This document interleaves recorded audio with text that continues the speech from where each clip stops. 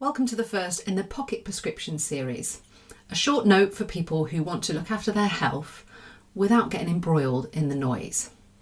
This week, what is it to be healthy? When we say we want to be healthy, what do we really mean? Can you see health? Can you feel it? Is it something that lasts or something fleeting? Because most of us do carry around a picture of health in our heads. It's quite visual. It often involves a body that's lean and youthful and energetic and often smiling and maybe even half dressed, and almost certainly with that image trying to sell you something. But appearance is a very unreliable marker of health. You can look healthy while being underfueled, you can look healthy while being anxious, exhausted or injured, and you can look healthy whilst quietly burning out on the inside.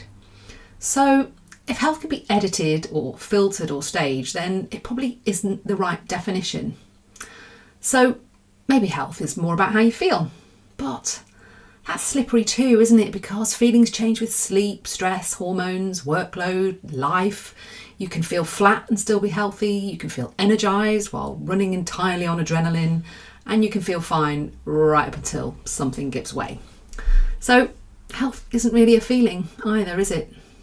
So it brings us to something more useful. Health isn't a peak state. It isn't a transformation. It isn't just a good week. Health has to be something that endures. It's what remains available to you when life applies pressure. Can you recover when routines break? Can you tolerate discomfort without falling apart? Can you adapt rather than stop? In my job as a doctor, we are very good at defining disease, but we're pretty rubbish at defining health, if I'm honest. You can be disease-free and still be very fragile. You can have normal blood tests and have very little reserves. And you can be medically cleared of everything and still feel unable to cope or feel dreadful. So health isn't really about the absence of something going wrong. It's got to be more about the presence of capacity. And there's another thing that makes this hard to pin down: age. Most of us quietly change our definition of health across the decades, whether we recognise it or admit it or not. Earlier in life, health often means performance, how fast you recover, what your body can do, how it looks. But later on in life, health tends to mean something else entirely.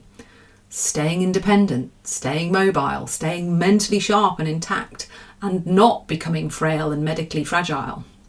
That shift isn't usually philosophical, it's experiential. It happens when someone we know gets ill or injured or older, or you're recovering from illness yourself and you feel like, Jesus, I've aged. This is explored really well in The 7 Ages of Death by Dr. Richard Shepherd. Shepherd spent decades as a forensic pathologist, and what he does in that book is simply observe patterns, not theories, not lifestyle advice, just what actually ends lives at different stages. And one of the striking things he describes is this: outside of the first year of life, where it's usually something congenital that will account for death if it happens so early on, much of early adulthood is dominated by cause of death being caused by trauma, risk-taking behaviour such as alcohol or drugs or violence or suicide.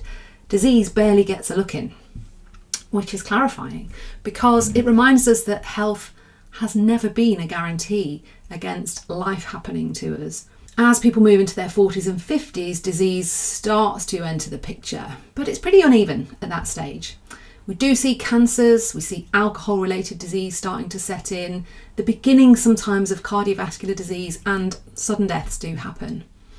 Often people who looked fine suddenly aren't.